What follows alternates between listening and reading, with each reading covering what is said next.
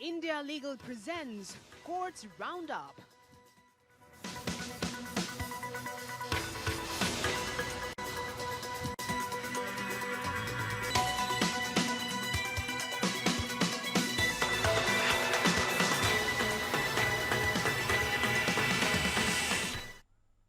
नमस्कार, मैं हूं आपके साथ कुमार कुणाल धीरज। कोर्ट्स राउंडअप में आपका स्वागत है। इस बुलेटिन में अगले आधे घंटे तक हम आपको कोर्ट से जुड़ी तमाम छोटी बड़ी खबरों से रूबरू करवाएंगे।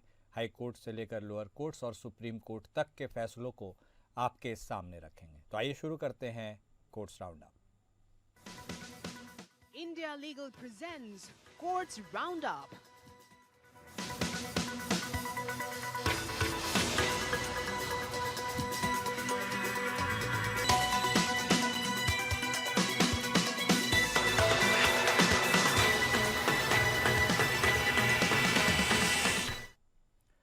सुप्रीम कोर्ट ने प्रवर्तन निदेशालय को कथित सहकारी बैंक धोखाधड़ी मामले में पीएमएलए के तहत केस दर्ज करने के लिए केरल हाईकोर्ट द्वारा पारित निर्देश खारिज कर दिया।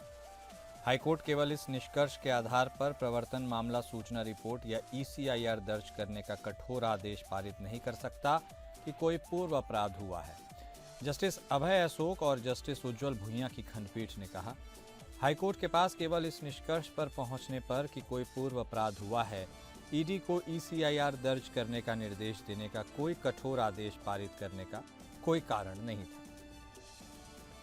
खंडपीठ ने हाईकोर्ट के निर्देश के आधार पर दर्ज की गई ईसीआईआर को भी खारिज कर दिया।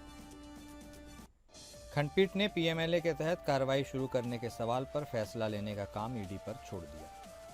जस्टिस अमित रावल और जस्टिस केवी जयकुमार की हाईकोर्ट की खंडपीठ ने बैंक के जमाकर्ता द्वारा दायर अपील पर निर्णय लेते हुए आदेश पारित किया। आरोपों के अनुसार बैंक से 24 करोड़ रुपए की राशि निकाल ली गई।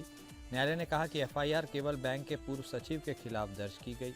सहकारी समिति अधिनियम, केरल सहकारी समिति अधिनियम द्वारा शुरू की गई अधिभार कार्यवाही ने बैंक के पूर्व शासी निकाय के 14 सदस्यों पर देनदारी तय की। न्यायालय ने आश्चर्य जताया कि अन्य व्यक्तियों को बिना किसी आपराधिक मामले के कैसे छोड़ दिया गया। न्यायालय ने कहा कि चूंकि धन शोधन निवारण अधिनियम के प्रावधानों के अनुसार विश्वासघात और धोखाधड़ी एक पूर्वगामी अपराध है, इसलिए ईसीआईआर दर्ज करने का निर्देश दिया जाना उचित है।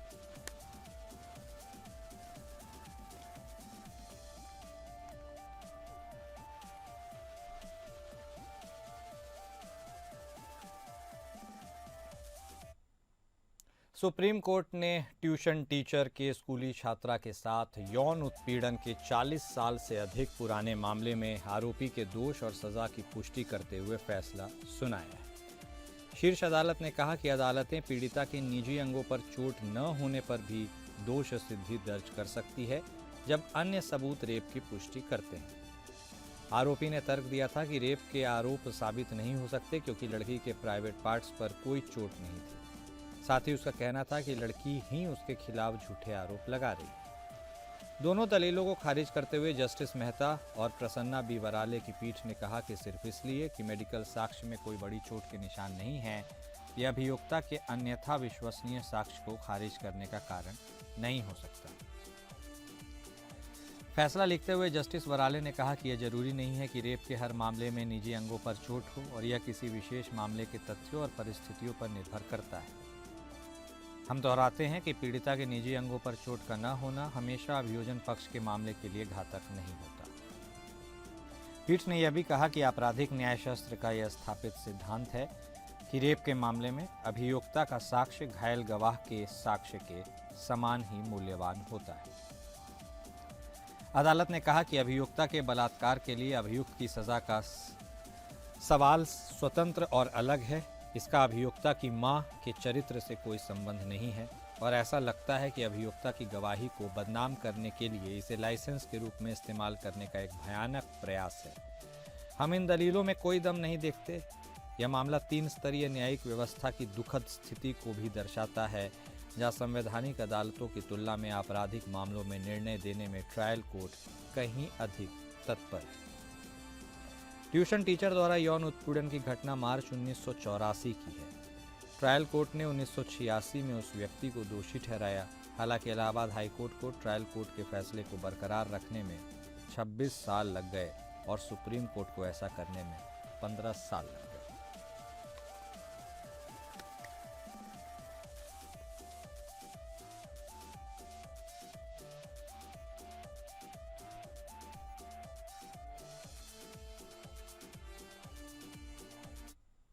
जस्टिस सुधांशु धूलिया और जस्टिस के विनोद चंद्रन की पीठ ने कहा है कि मजिस्ट्रेट द्वारा लगाई गई शर्तों को निरोध आदेश में रेखांकित किया गया था, लेकिन निरोध अधिकारी ने इस बात पर चर्चा नहीं की कि क्या ये शर्तें बंदी को आगे तस्करी की गतिविधियों में शामिल होने से रोकने के लिए पर्याप्त थी। अदालत ने इस आधार पर राहत दी, भले ही अपीलकर्ता बंदी की पत्नी ने यह तर्क नहीं उठाया।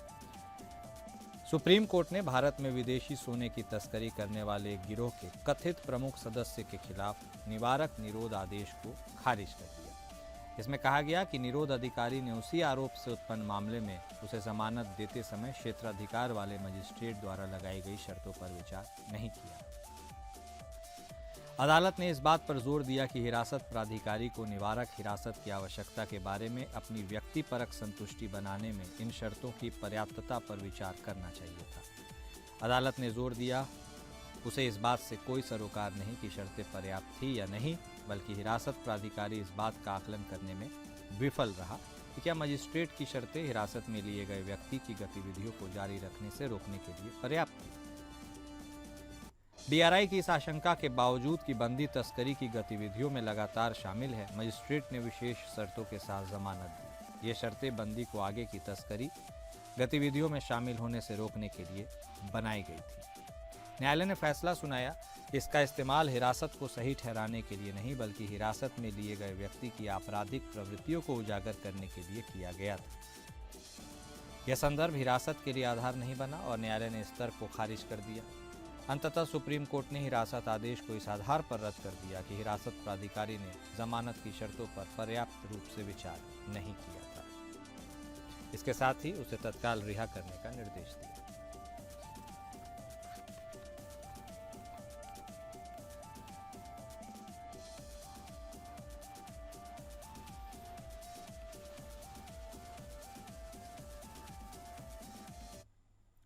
वहीं इलाहाबाद हाईकोर्ट ने संभल की विवादित जामे मस्जिद की रंगाई पुताई की मांग से जुड़े मामले पर सुनवाई की।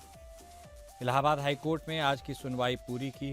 हाईकोर्ट ने एएसआई को आपत्ति दाखिल करने के लिए मोहलत दी। अब बुधवार 12 मार्च को सुबह 10 बजे मामले की अगली सुनवाई होगी। जामे मस्जिद कमेटी ने पिछली सुनवाई पर एएसआई की रिपोर्ट पर आपत्ति दर्ज की थी। एएसआई रिपोर्ट के आधार पर ही हाईकोर्ट ने रंगाई पुताई की इजाज़त नहीं दी थी। रिपोर्ट में कहा गया था कि अभी इसकी ज़रूरत नहीं है। हाईकोर्ट ने एएसआई की रिपोर्ट के आधार पर सिर्फ जामा मस्जिद की साफ सफाई का आदेश दिया था। संभल की शाही जामा मस्जिद में रंगाई पुताई, मरम्मत और लाइटिंग के काम की इजाज़त दिए जाने की मांग को लेकर मस्जिद कमेटी ने याचिका दाखिल की है। हिंदू पक्ष की तरफ से भी कहा गया है कि मरम्मत और पिताई होने से ढांचे को नुकसान हो सकता है। 2 मार्च से रमज़ान का महीना शुरू हो चुका है। हालांकि मस्जिद कमेटी ने रमज़ान के पाक महीने के शुरू होने से पहले रंगाई पुताई की इजाज़त मांगी थी। कोर्ट ने रमज़ान के महीने में रोज़ेदारों को कोई दिक्कत न हो, इसके लिए साफ सफाई की मांग को मंजूर किया था। एएसआई ने इस मामले में मस्जिद कमेटी को इजाज़त नहीं दी थी। मस्जिद कमेटी ने इससे पहले संभल के डीएम को लेटर देकर रंगाई पुताई की इजाज़त दिए जाने की मांग की थी। इसके बाद इलाहाबाद हाईकोर्ट में याचिका दाखिल कर रंगाई पुताई की इजाज़त मांगी गई है।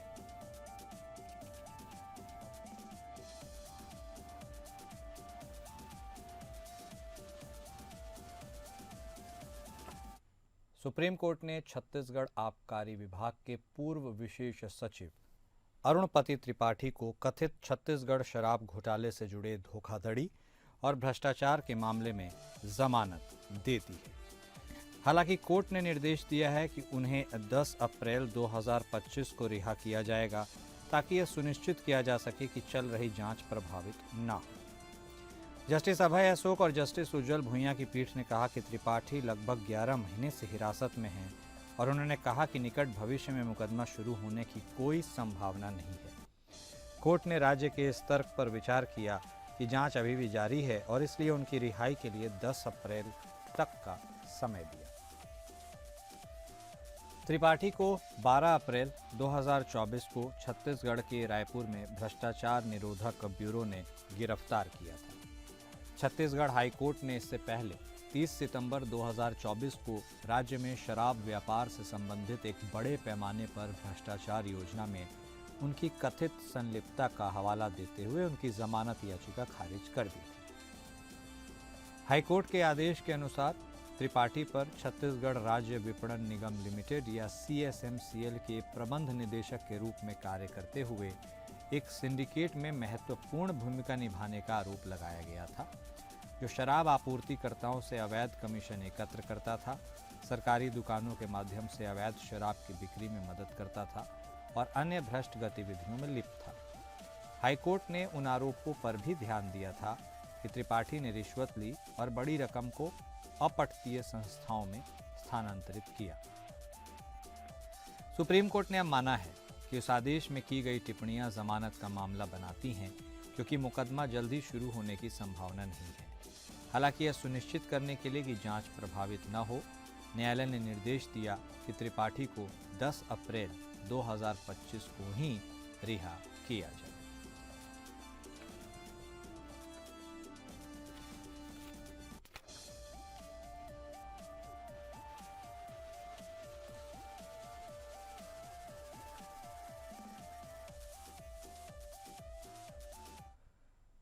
सुप्रीम कोर्ट ने एक महत्वपूर्ण फैसला सुनाया और उसने यह क्लियर किया कि अगर किसी व्यक्ति को पॉक्सो एक्ट और IPC के तहत यौन अपराधों का दोषी पाया जाता है तो उसे पॉक्सो एक्ट की धारा 42 के तहत उच्च दंड दिया जाएगा। इसका मतलब है कि अदालतें अब ऐसे मामलों में सख्त सजा दे सकती है।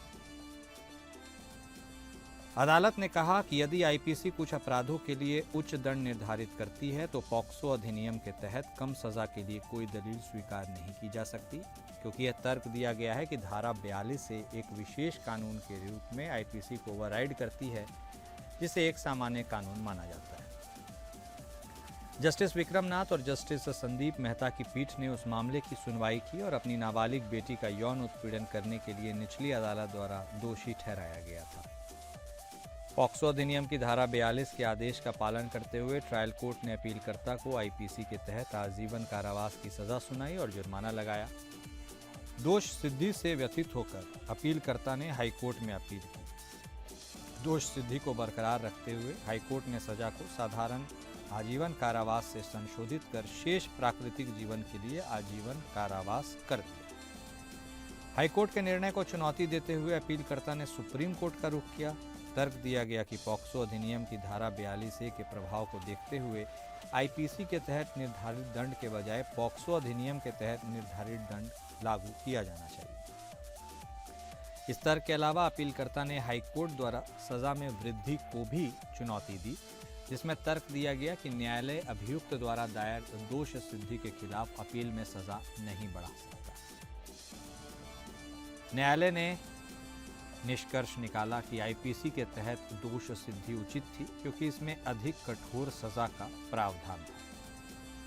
अदालत ने कहा कि हाईकोर्ट ने स्पष्ट किया था कि निचली अदालत द्वारा दी गई आजीवन कारावास की सजा का अर्थ अपीलकर्ता के शेष प्राकृतिक जीवन के लिए कारावास होता है।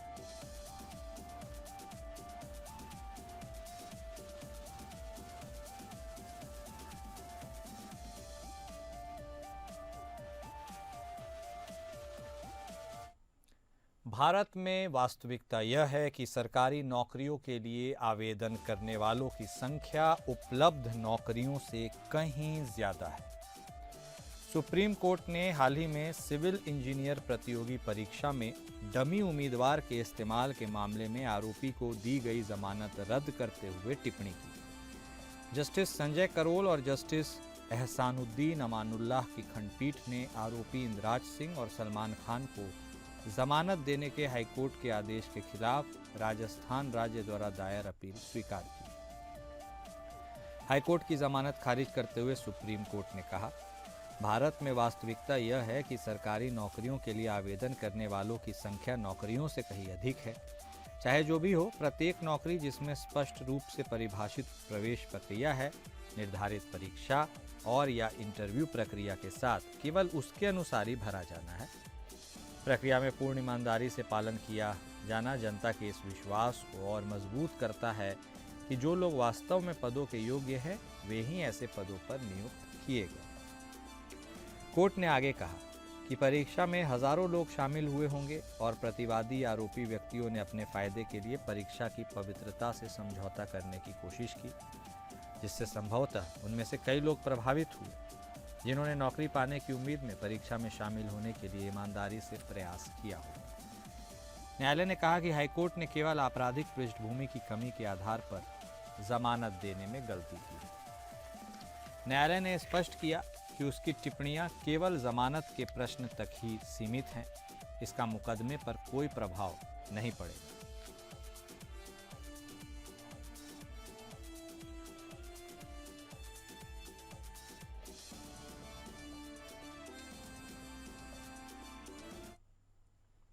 इलाहाबाद उच्च न्यायालय ने हाल ही में एक महिला और उसके वकील के खिलाफ सीबीआई को जांच का आदेश दिया है। महिला और उसके वकील ने कई पुरुषों के खिलाफ बार बार झूठे बलात्कार और अन्य आपराधिक मामले दर्ज किए हैं। न्यायालय ने कहा कि यह स्पष्ट है कि महिला और उसके वकील कई व्यक्तियों के खिलाफ झूठे मामले दर्ज कराने के लिए मिलकर काम कर रहे थे ताकि उनसे पैसे ऐंठ सके। अब आइए इंडिया लीगल वेब रिपोर्टर से समझते हैं कि झूठा बलात्कार का मामला दर्ज कराने वाली महिला के खिलाफ क्या मामला बनाया जा सकता है।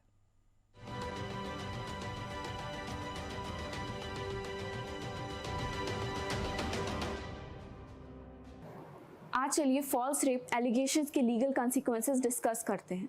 इलाहाबाद हाई कोर्ट ने एक महिला उसके वकील के खिलाफ सीबीआई जांच का आदेश दिया क्योंकि उन्होंने बार बार झूठे बलात्कार के मुकदमे दर्ज कर पैसे वसूली की कोशिश की। उन्होंने 12 एफआईआर्स एक ही वकील के माध्यम से दर्ज कराई, अलग अलग पुरुषों पर गंभीर आरोप लगाए। अब अगर कोई जानबूझकर किसी सार्वजनिक सेवा को झूठी जानकारी देता है ताकि गलत एक्शंस हो तो सेक्शन 182 आईपीसी लागू होता है, जिसमें 6 महीने की सजा या जुर्माना हो सकता है।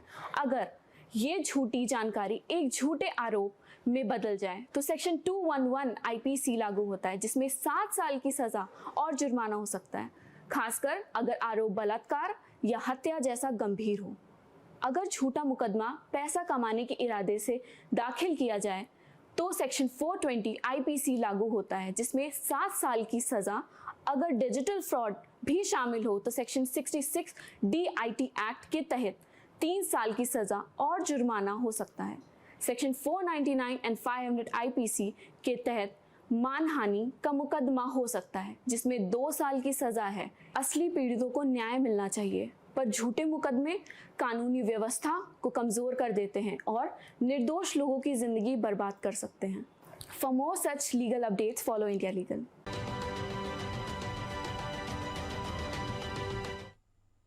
और कोर्ट्स राउंड अप में अभी के लिए बस इतना ही। नमस्कार। India Legal presents Courts Roundup.